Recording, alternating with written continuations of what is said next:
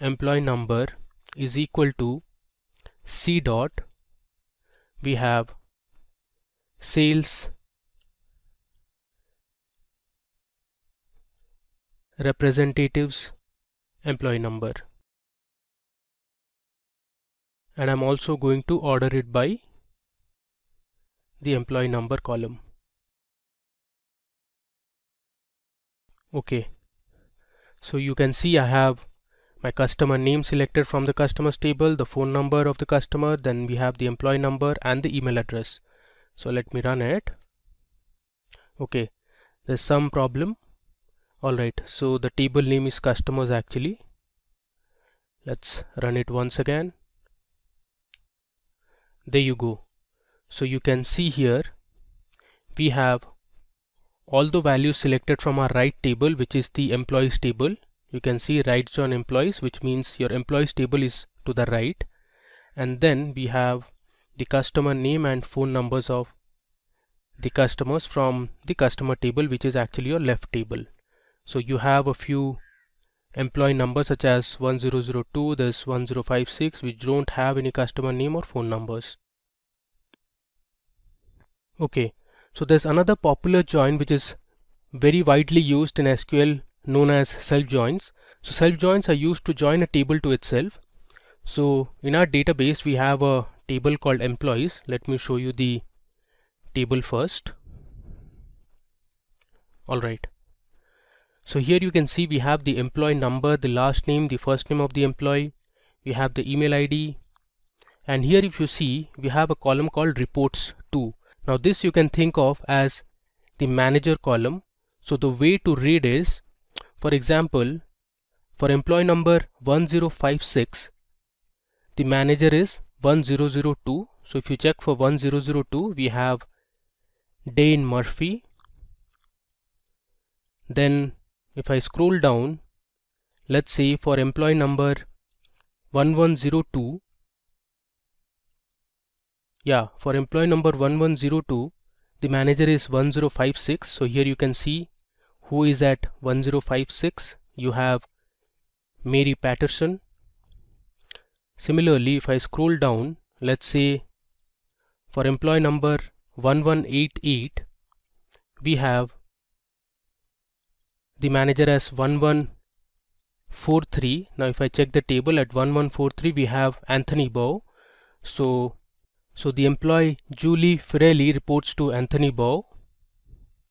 Alright, now suppose you want to know who is the reporting manager for each employee. So for that you can use a self join. So let me show you how to join this employees table. I'll write select, and then I'm going to use a function called concat. Within brackets I'll start with my alias name, that is m dot, then I'll write last name.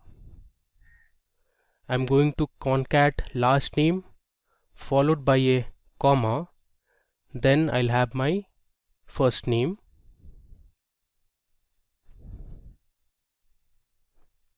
I'll close this bracket, and then I'm going to give my alias name, let's say manager, comma. Next I'm going to concat the same last name and first name, and this time I'm going to use a separate alias, let's say E, which stands for employee. So I'll write E dot last name, comma, and within single quotes I'll give my comma, and then I'll write E dot first name. I'll close this bracket. I'll give an alias as, let's say, employee. From, I'll write employees as E, inner join employees as M on M dot. I'll use my common key column as employee number, so I'll write M dot employee number is equal to E dot, here I'm going to use the reports to column. and then I'll order it by, let's say, manager. Okay, now let's run this. There you go. So you have your two columns as manager and employee.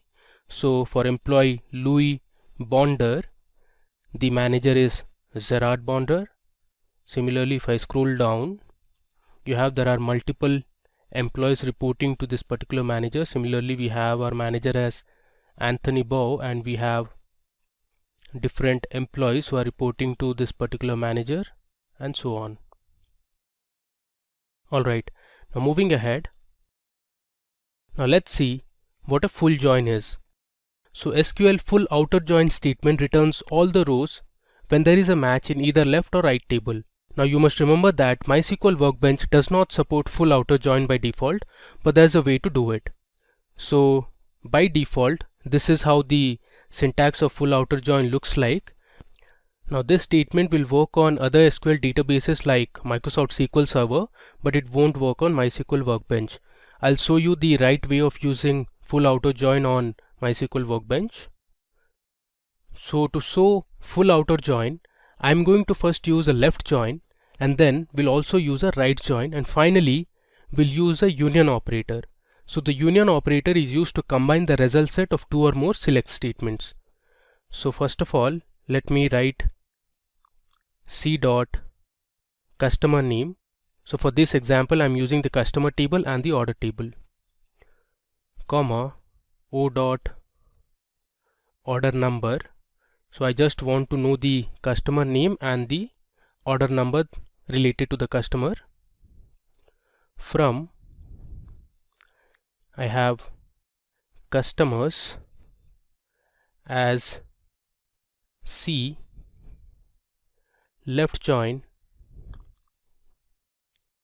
I'll write orders as O on C dot customer number is equal to O dot customer number. Let me just copy this, and after this I am going to use my union operator. So union operator is used to merge results from two or more tables. So basically this performs a vertical join. And next I am going to use my right join operation. So here instead of left join, I'll write right. Rest all looks fine. Let me just run it. There you go. So we have successfully run our full outer join operation. You can see we have the different customer names and the order that each customer had placed. Alright. So that brings us to the end of our demo session. So let me just run through whatever we did in this session. So first we created a database called SQL Joins. Then we created two tables like cricket and football. Then we had inserted a few rows to each of these tables. Then we used this table to learn about inner join. Next, we used a database called classic models. It had multiple tables, so we explored all of these tables like products, there was product lines, orders, customers and employees, and learned how to use inner join, left join, self join, right join, as well as full outer join. In this video we will learn what is a subquery and look at the different types of subqueries. Then we'll learn subqueries with select statement followed by subqueries with insert statement. Moving further, we will learn subqueries with the update statement, and finally we look at subqueries with delete statement. All this we will be doing on our MySQL Workbench. So before I begin, make sure to subscribe to the Simply Learn channel and hit the bell icon to never miss an update. So let's start with what is a subquery. So a subquery is a select query that is enclosed inside another query. So if I show you, this is how the basic structure of a subquery looks like. So here, whatever is present inside the brackets is called as the inner query, and whatever is present outside is called the outer query. So first, the inner query gets executed and the result is returned to the outer query, and then the outer query operation is performed. Alright, now let's see an example. So we have a question at hand, which is to write a SQL query to display department with maximum salary from employees table. So this is how our employees table looks like. It has the employee ID, the employee name, age, gender, we have the date of join, department, city and salary. Now to solve this query, my subquery would look like this. So I'll first select the department from my table, that is employees, where I'll use the condition salary equal to, and then I'll pass in my inner query, which is select max of salary from employees. So what this does is it will first return the maximum salary of the employees in the table. Then our outer query will get executed based on the salary returned from the inner query.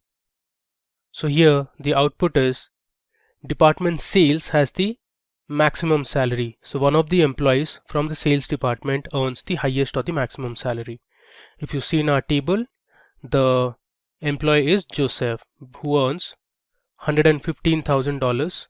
Alright, and Joseph is from the sales department.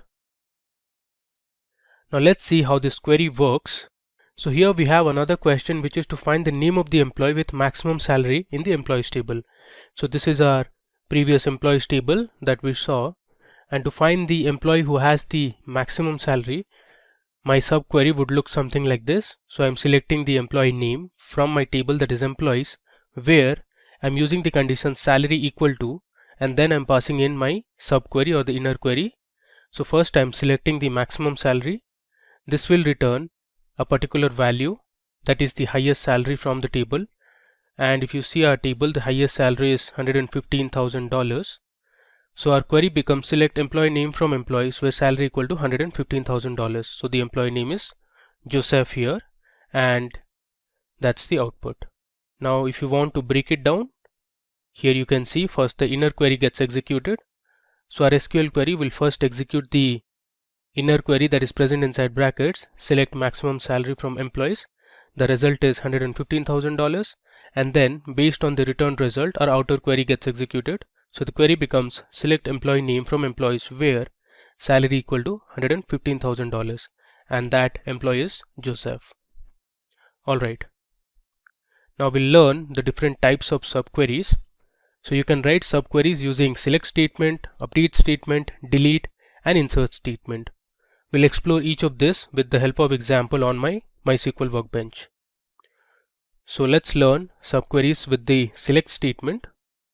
So subqueries are majorly used with the select statement, and this is how the syntax looks like.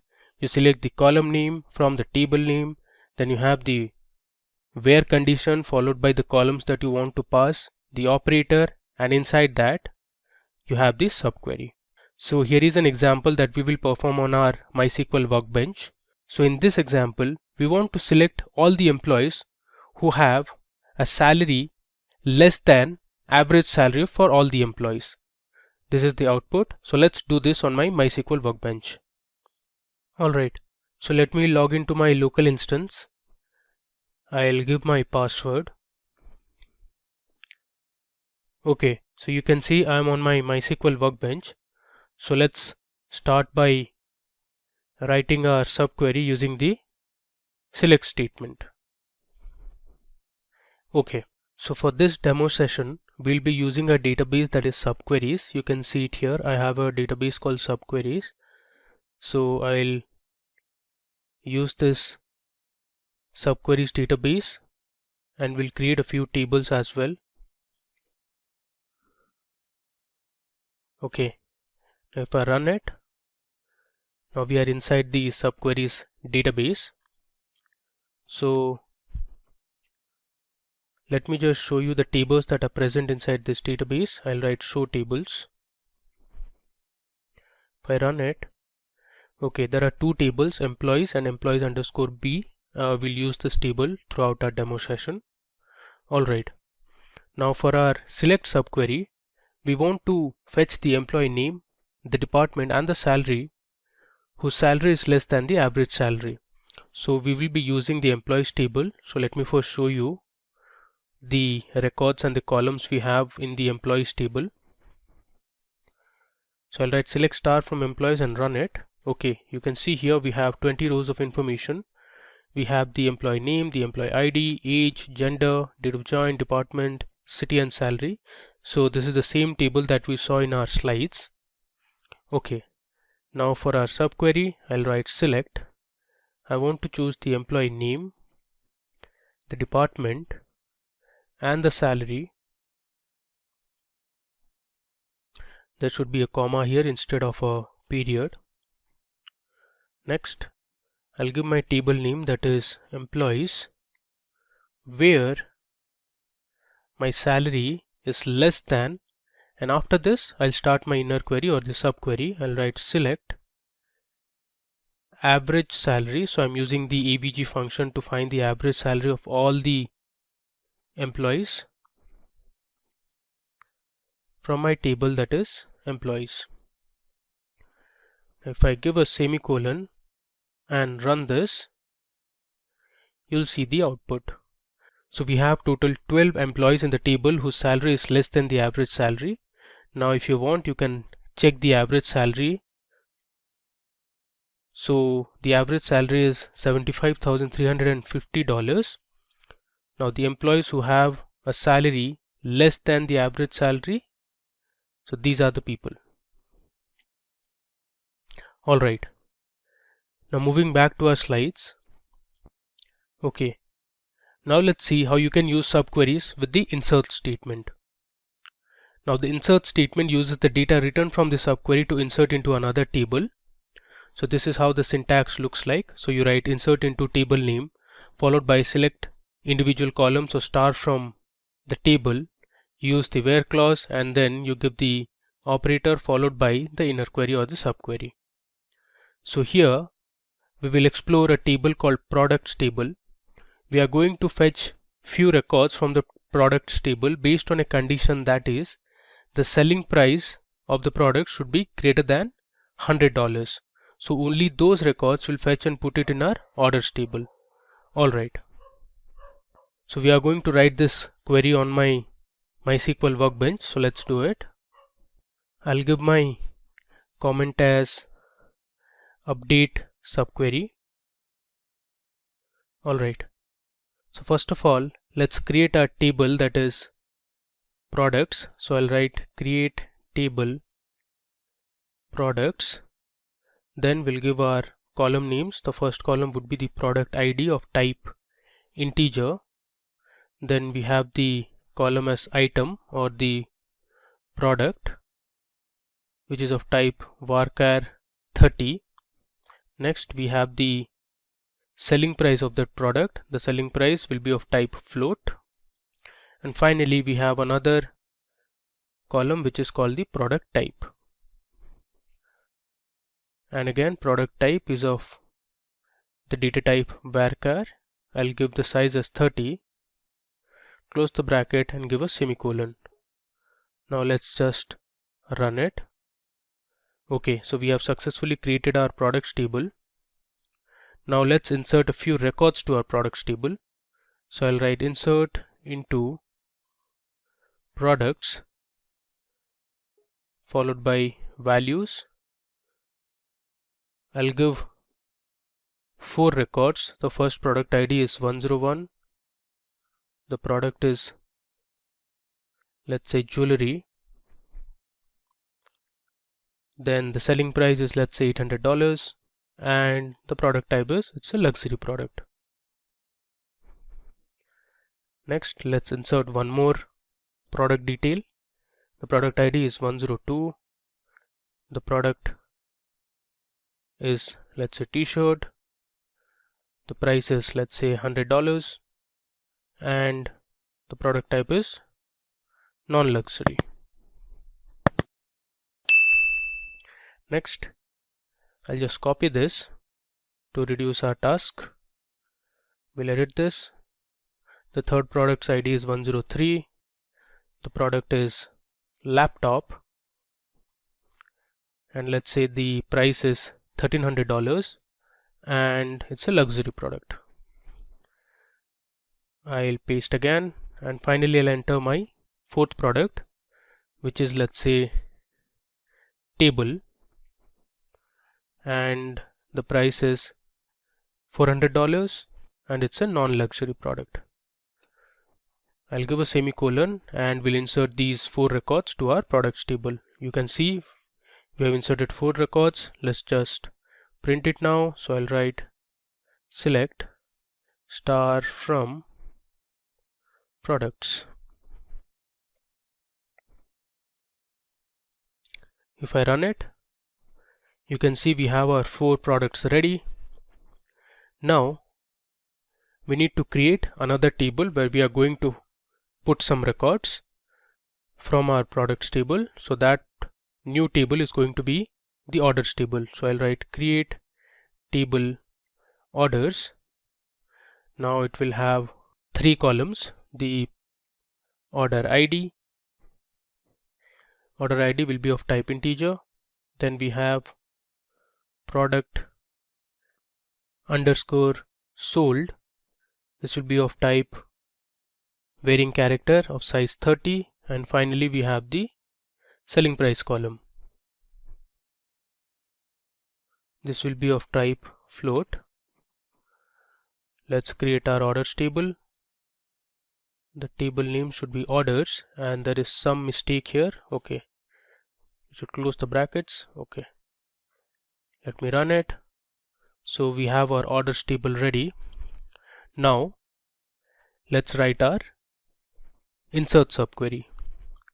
So I am going to insert into my table, that is orders, and I'll select the product ID, comma, the item and the selling price or the sell price from my table, that is products, where I'll write product ID in.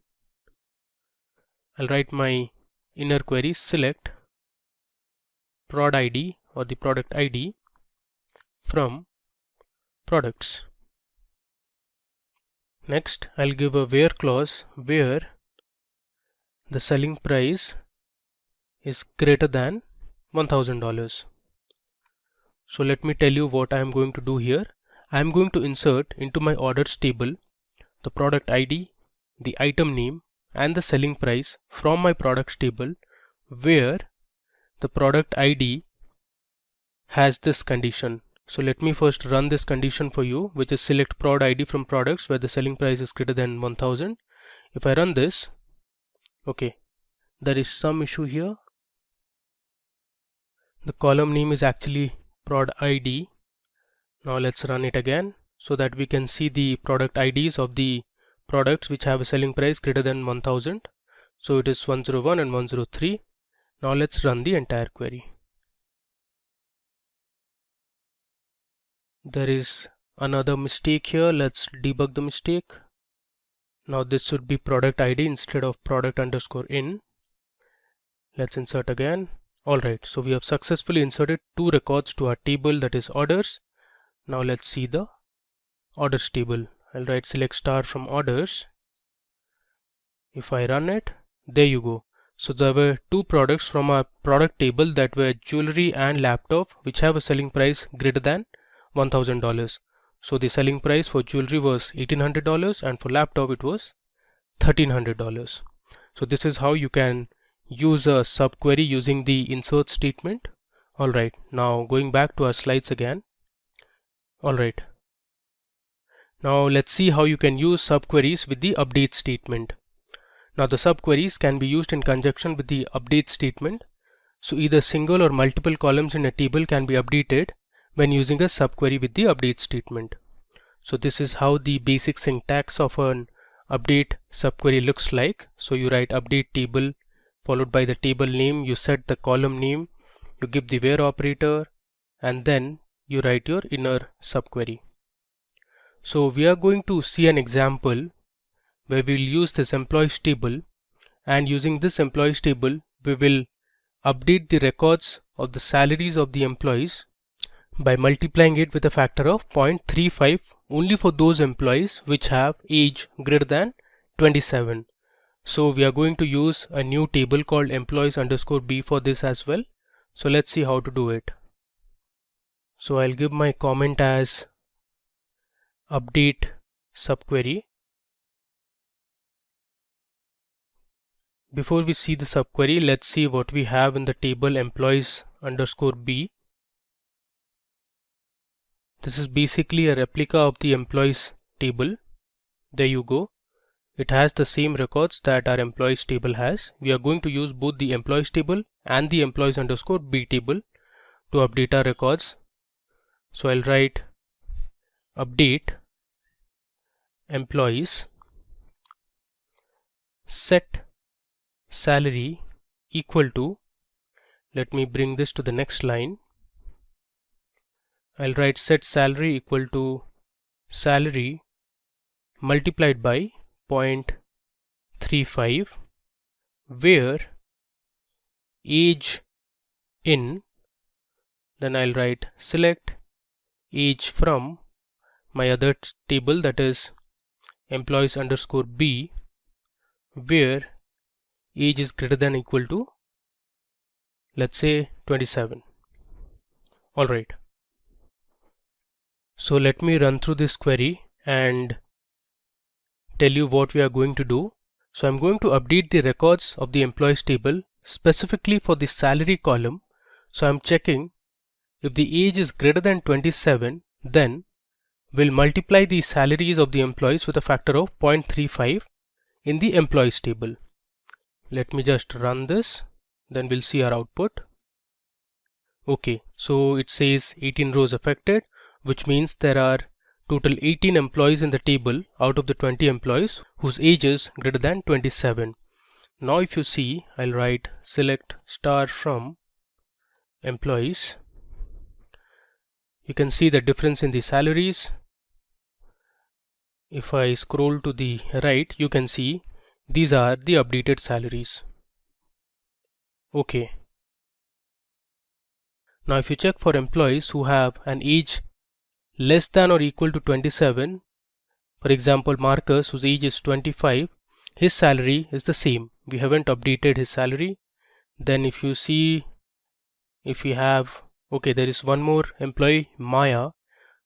We haven't updated the salary of Maya because the age is less than 27. Alright. Now let's go back to our slides again. As you can see, we got the same output on our MySQL workbench. Now let's explore how you can write subqueries with the delete statement. Now subqueries can again be used in conjunction with the delete statement. So this is how the basic syntax of a delete query using subquery would look like. You write delete from the table name, where clause, the operator value, followed by the inner query in within brackets. So here we are going to use the employees table, and what we are going to do is we'll delete the employees whose age is greater than or equal to 27. So let's see how you can do it. Alright, so I'll give my comment as delete subquery. So we'll follow the syntax that we saw. I'll write delete from my table name, that is employees.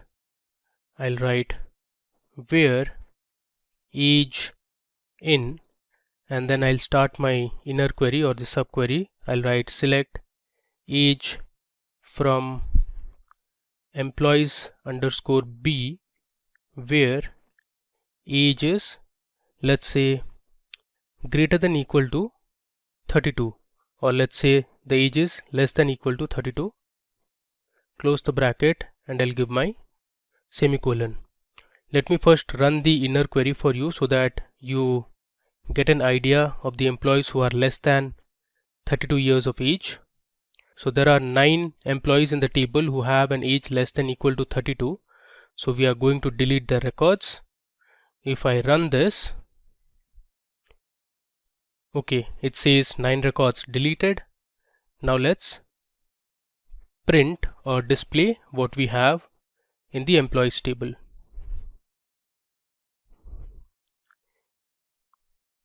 If I run this, There you go.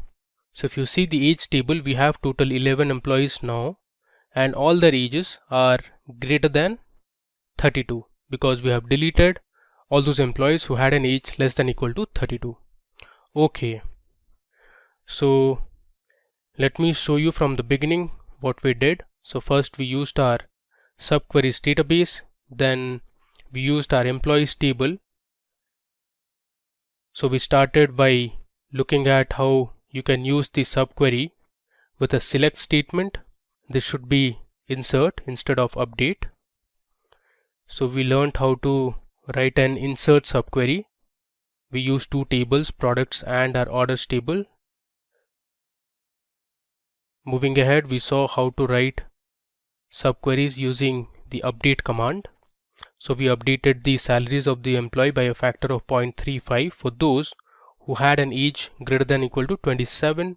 And finally, we saw how to use the subquery using the delete statement. So we deleted all those records for the employees whose age was less than or equal to 32. In this video, we will discuss an advanced SQL concept called triggers. We will learn what triggers are and how they can be used to solve problems. We'll look at how trigger queries are written on MySQL Workbench. So let's get started. First, what are triggers in SQL? So a trigger is a user-defined SQL command that is invoked automatically when an event occurs.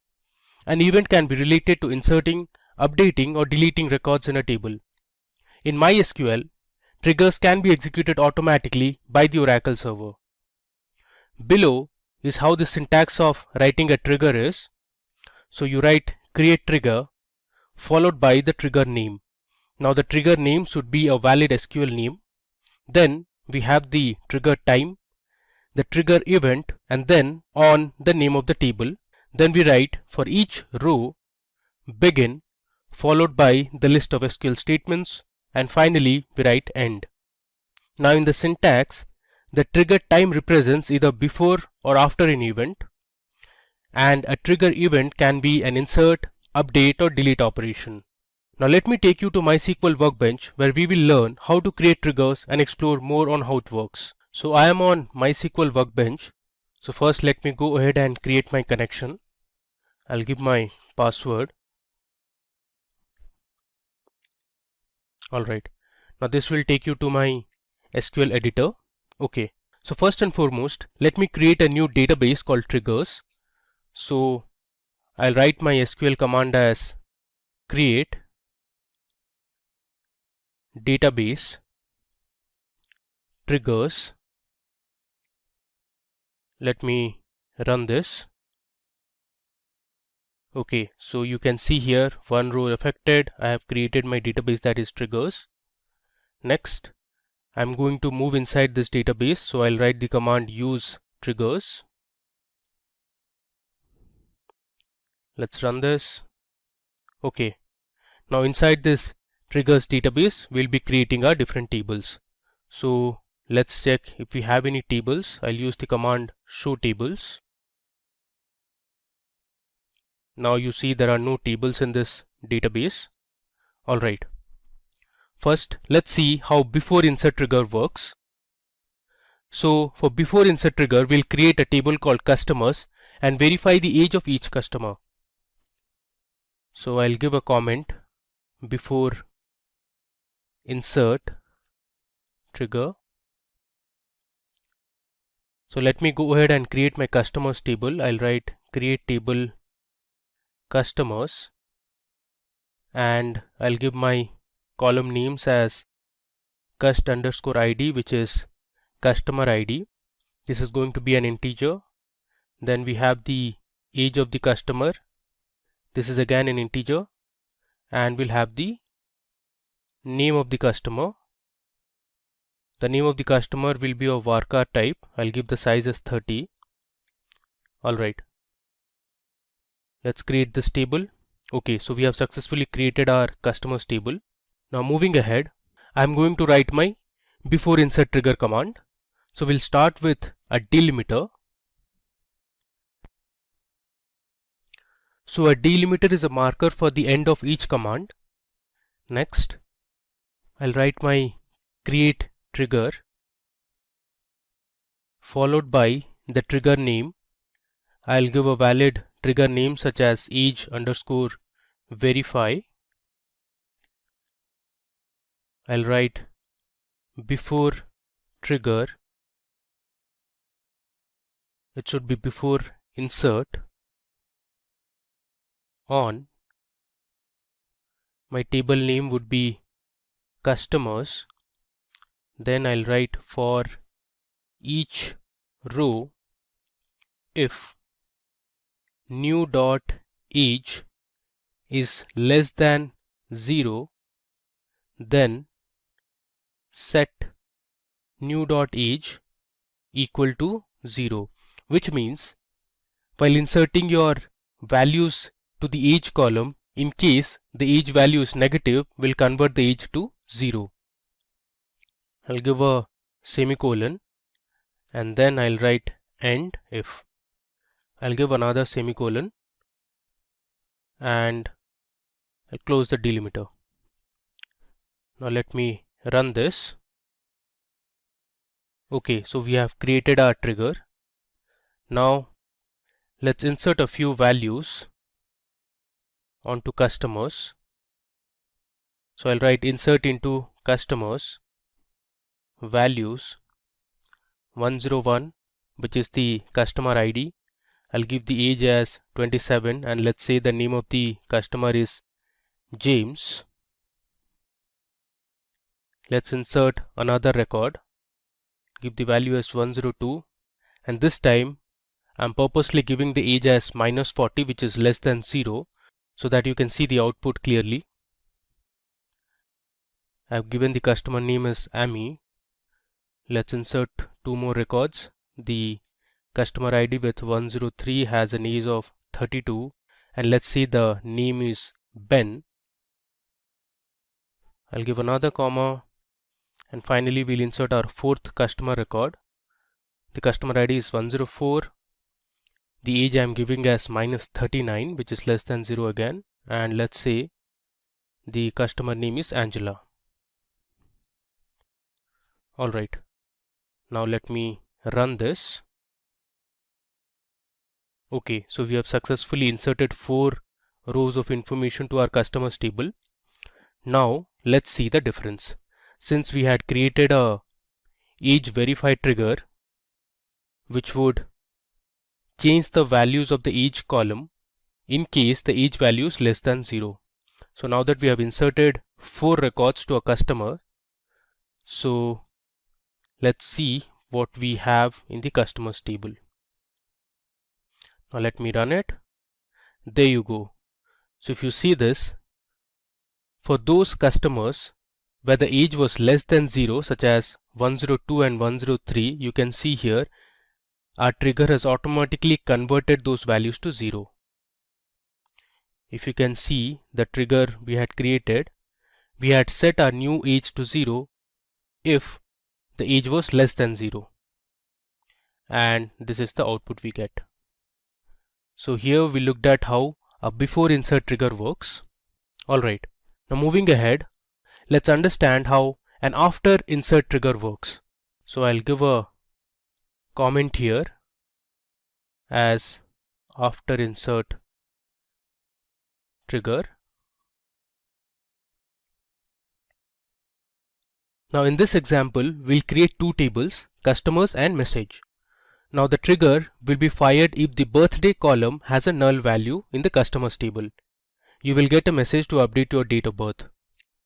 Okay, so first let me create my customers table. Now since we already have one customers table, I'll name it as customers 1 and let me give the column names. So the first column would be the ID column. This is going to be an integer and I'll use the auto increment parameter, and this will be my primary key as well. Next we'll have the name of the customer. This is going to be of type varchar and I'll use not null constraint. Next we'll have the email ID of the customer. This is again going to be of varchar type, and the column we are interested in is the birthday column. So I'll write birth date. This is going to be of type date. Okay, so let's create our table. Alright, now we'll create our second table, which is going to be message. Let's create the columns. This will have ID, int, and I'll use the auto increment operator. Next we'll have the message ID. This is going to be of integer type. We'll have a column called message. This will be of varchar type, let's say 300 characters, and not null. And I'm going to set my primary keys as ID and message ID. Let's create our second table then. So we have some error here. Let's debug the error. Okay, so I forgot to close the bracket here. Alright, now let me run this table. Alright, so we have created our message table as well. Next, I'll write my after insert trigger command. So I'll write delimiter. Next, I'll use create trigger command. So I'll write create trigger. My trigger name would be check underscore null underscore date of birth. After insert on customers 1 for each row begin if new dot birth date is null, then we are going to insert into our message table. We'll give the columns as message ID and message values new dot ID, comma, I'm going to use the concat function where I'll give my message, let's say hi, followed by the name, followed by, let's say, please update your date of birth.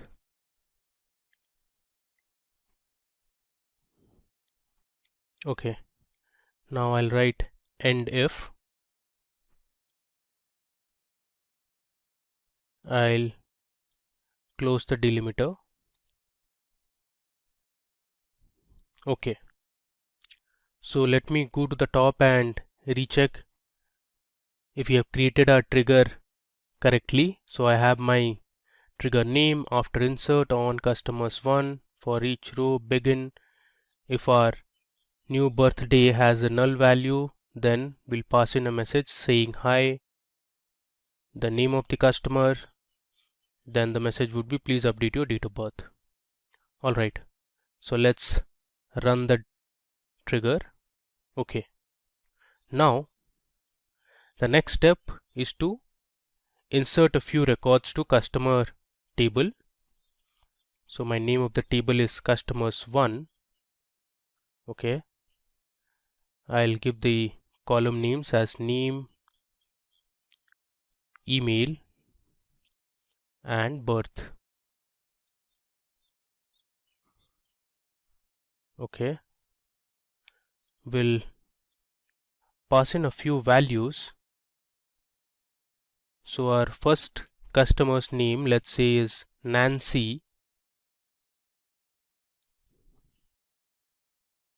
comma, I'll give my email ID, let's say nancy@abc.com.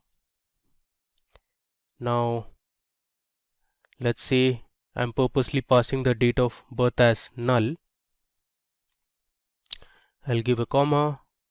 My next customer, let's say the name of the customer is Ronald, and then I'll give the email ID such as ronald@xyz.com, and this time I'm going to pass in the date of birth, let's say 1998 November, and let's say 16th.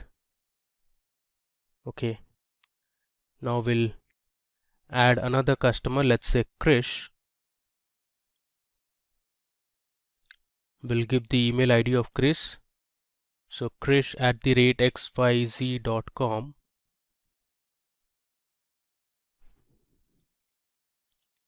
and let's say we'll give the date of birth as 1997 08/20,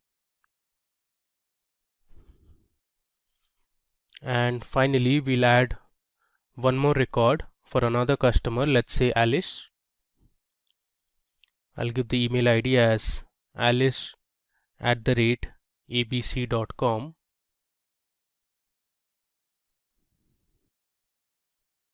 and this time I'll purposely pass the date of birth as null. Alright, so let's run the insert query. Okay,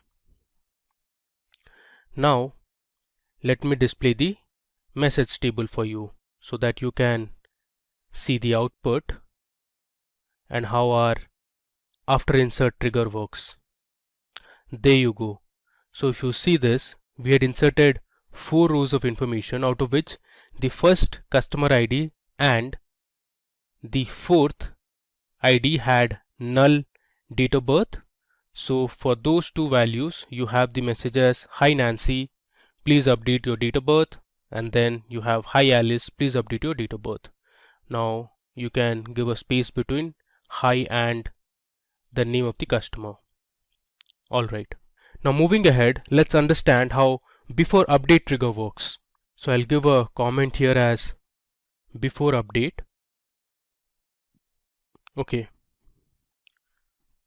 now to show you how before update works, first we'll create a table called employees. Alright, so let me create my table, that is create table employees.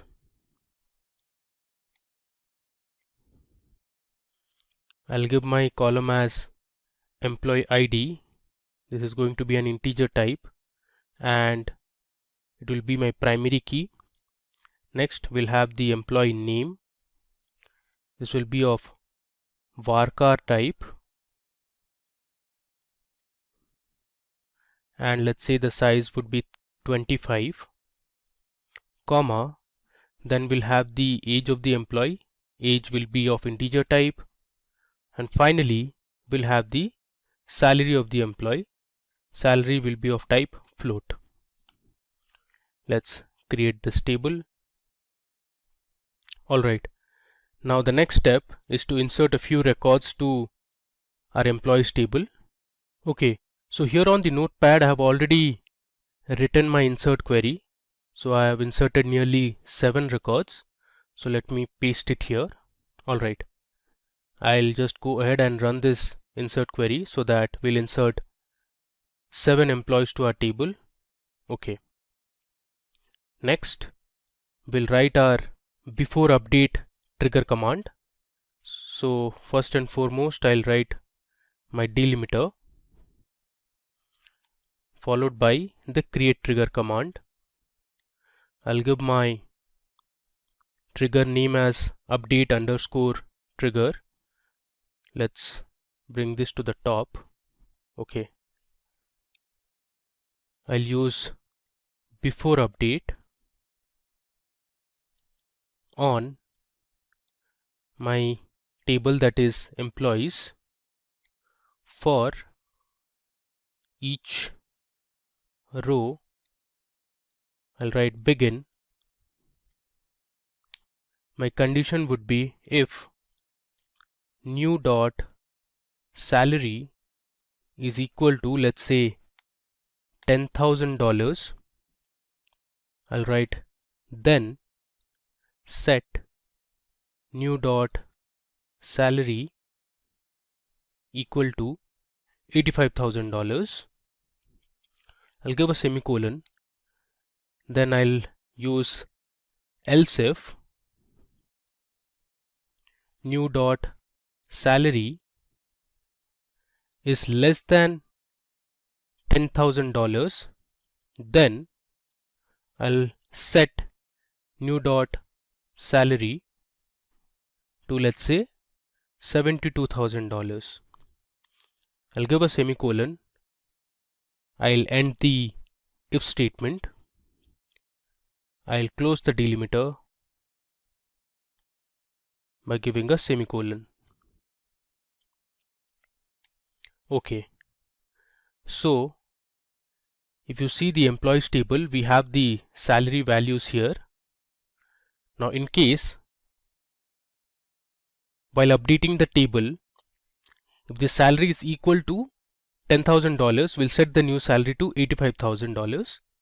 Else, if the salary is less than $10,000, we'll set the salary column values to $72,000. So let's go ahead and run this trigger query. Alright. Now let me use my update command. So I'll write update employees. I'll write set salary is equal to, let's say, $8,000. Now if you see our trigger query, we are setting the salary to $8,000, which is clearly less than $10,000. So our new salary would be $72,000. So let me run this. Okay. So you can see here 6 rows affected. So I'll write now select star from employees. Let's run this.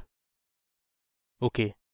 If you see this, we have converted our salary column to $72,000 since we updated the salary to $8,000, and according to our trigger query, if it's less than $10,000, the salary should be $72,000, which you can see here.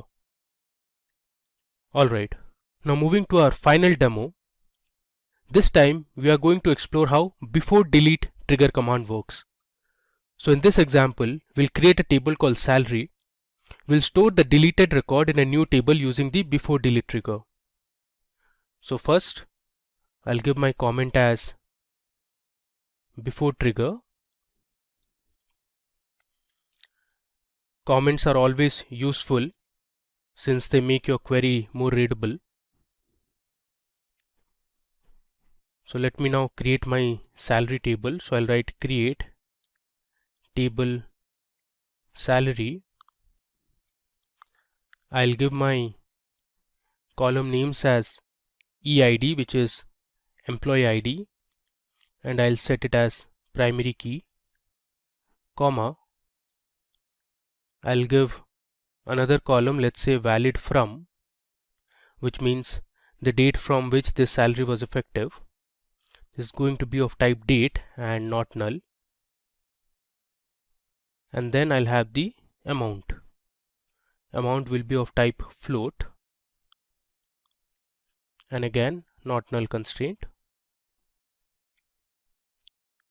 Let me run the create table command. Okay, so we have created our salary table now. The next thing is to insert a few values. So I'll write insert into salary. I'll give my column names as EID, comma, valid from, comma, amount. I'll write values. My first employee ID would be 101, followed by a date, let's say 2005, May, and 01, which is 1st of May 2005. Let's say the amount is $55,000. I'll give another row of information. This time the employee ID is 102, and I'll give a valid from date. Let's say the amount is 68,000. I'll give another employee ID, let's say 103, 2006, 0901, and let's say the amount is $75,000. Okay, let's run this. Alright, you can verify also, so I'll write select star from salary. You can see here we have inserted 3 rows of information. Alright, the next step is to create another table that will store the deleted rows. So I'll write create table. Let's say the name of the table is create, or let's say salary delete. I'll write salary del. Now this will have the ID, the type would be integer, and primary key. I'll also use the auto increment operator. Next we have the EID, which is of type integer. I'll write valid from date and not null. Then I have the amount column, which is of type float and not null.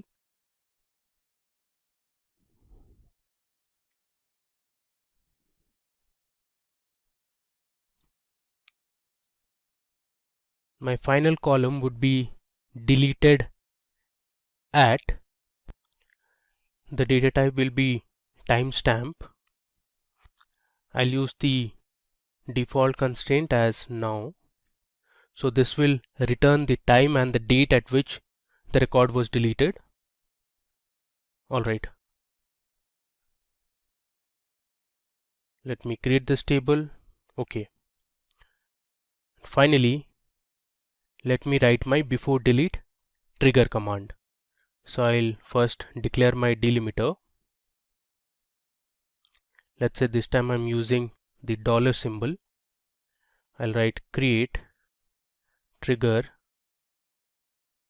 My trigger name would be salary underscore delete before delete on my table, that is salary.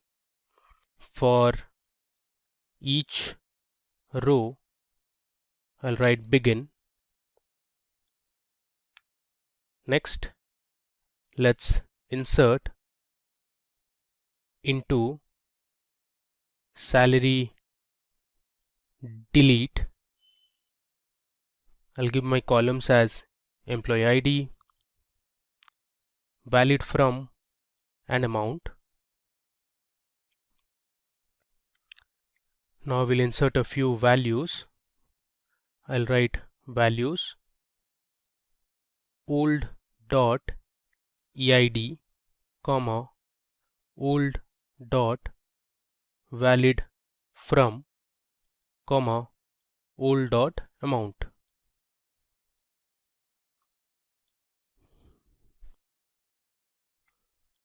I'm going to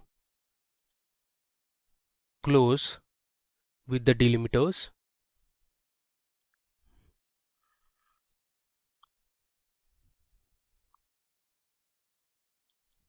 Alright, so let's run our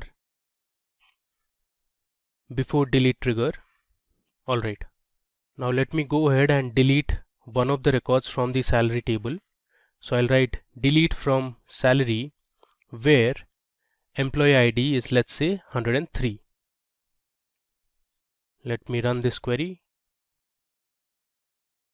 Okay, so you have successfully deleted one of the records in the table. Now if you see our other table, that is salary delete, you will find this information present in the salary delete column. So we had deleted one row of information, that is for employee ID 103, which you